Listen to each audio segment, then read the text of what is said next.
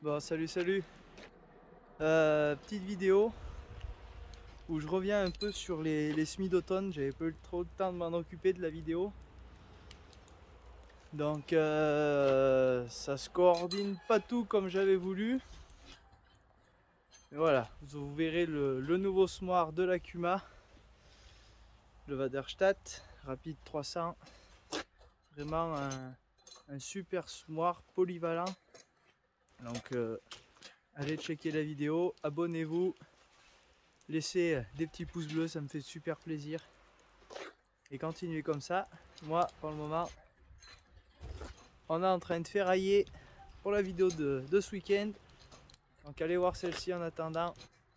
Bonne vidéo à tous et bon visionnage. Allez, ciao, bye bye.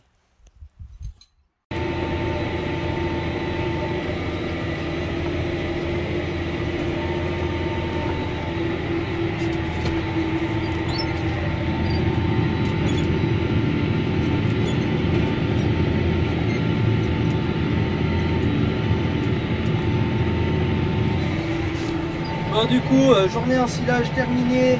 Là, il est minuit. Donc je suis parti préparer un peu pour semer. Car demain, je voulais attaquer vraiment les semis de seigle et pas perdre de temps parce que j'ai peur qu'il pleuve d'ici la fin de semaine. Enfin, d'ici jeudi. Et donc vendredi et samedi, on a prévu d'ensiler ce qui reste. Donc vraiment pour ne pas perdre de temps et tant que ça reprenne un peu de sec dessus pour passer avec le semoir, j'ai décidé d'en préparer un peu pour gagner de l'avance. Sachant que demain matin, il faut que je termine le lisier sur une parcelle, que j'aille bâcher le silo d'ensilage qu'on a fait hier. Ce soir là on a fini avec deux ensileuses, c'était vraiment la course. On avait que 5 remorques, donc c'était vraiment chaud. Donc là du coup je suis avec l'Arion et le Cultus. C'est un de mes outils favoris, ce cultivateur.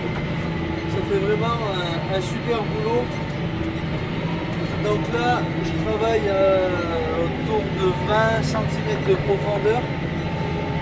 20-25, donc ça casse un peu la semelle de labour, ça décompacte vraiment le sol, donc c'est plus qu'un déchômage, là c'est vraiment un décompactage. Donc précédemment il y a eu un apport de lisier qui a été fait autour de donc 30 tonnes hectares en épand, donc la tonne a fait 17 000 litres, donc ça fait un peu d'azote qui est ramené, de la potasse, un peu de matière organique. Et donc là je prépare pour semer un triticale. Et après le triticale du coup on refera une prairie qu'on gardera, arrêtera un an quoi, pour une seule coupe, pour refaire ensuite un maïs.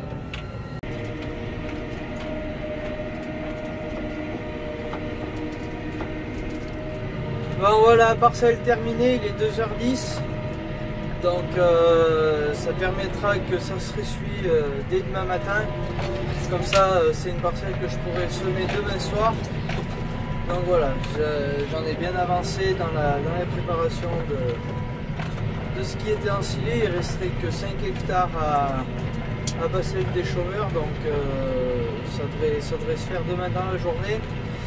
Seul souci c'est que tout de suite on est 3 chauffeurs mais on n'a que 2 tracteurs. Le tracteur d'Akuma est reparti chez notre collègue Sébastien, celui chez qui j'ai ensilé lundi. Donc il faut que tout le monde passe un peu sur le tracteur, que tout le monde s'en serve un peu.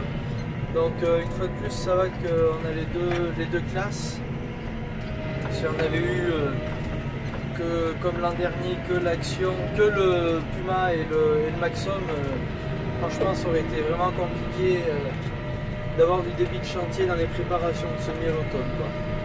Bon allez, moi je prends la route, je vous laisse là, je vous dis à demain.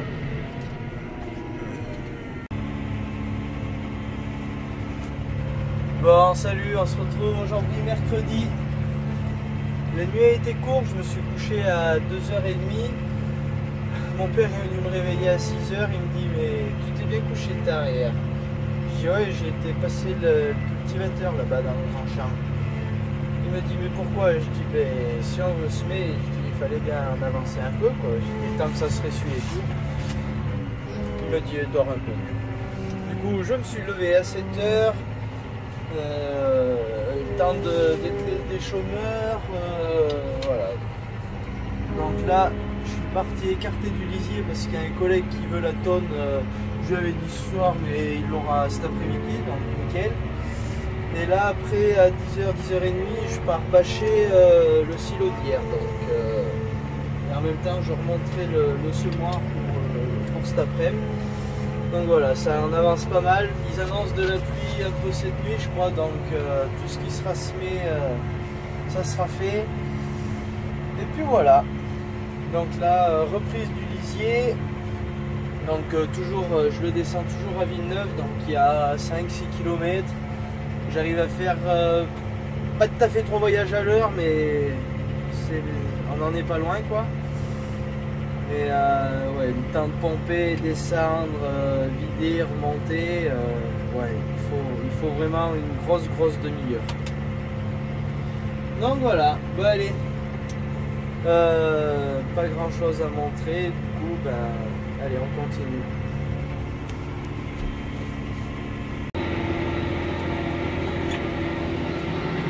Bon, on se retrouve mercredi après-midi avec le nouveau semoir Waderstadt de la Cuma,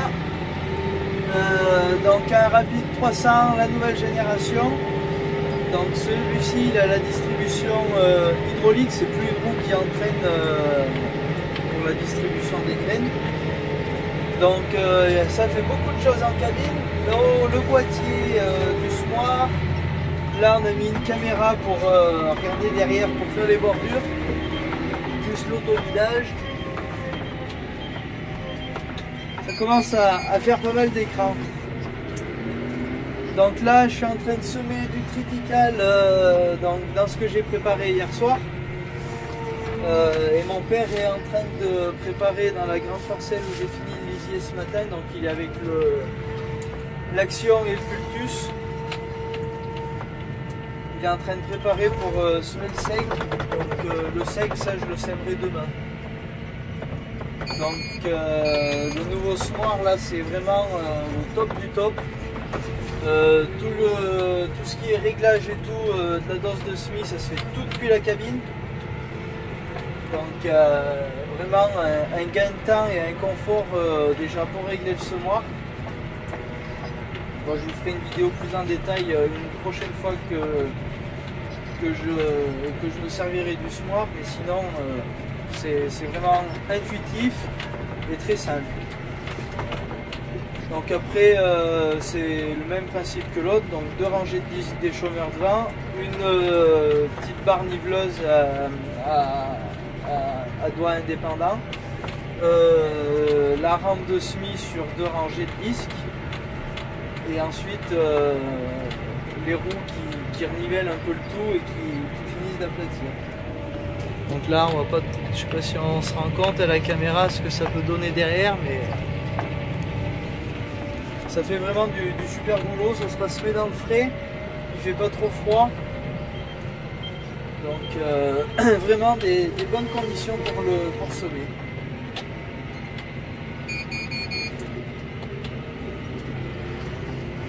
Donc là vous voyez, je suis dans un joli rectangle, et comme vous pouvez le voir,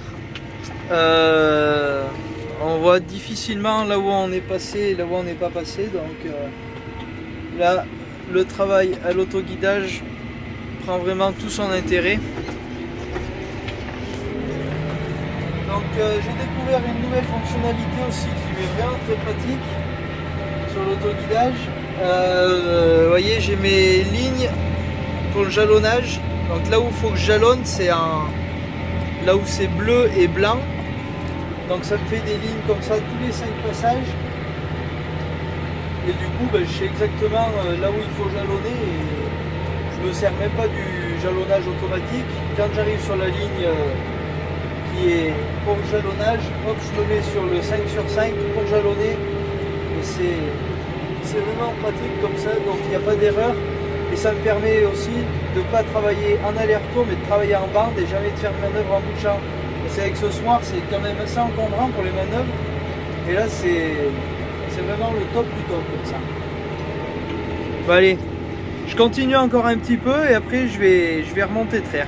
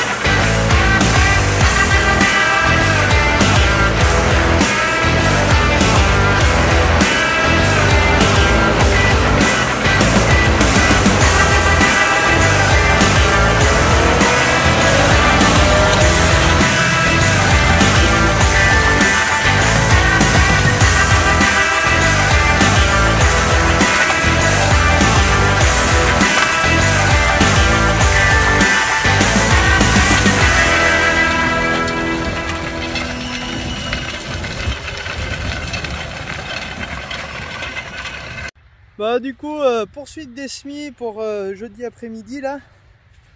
Là on est fin de soirée. Je suis dans la dernière parcelle de 5 hectares 17.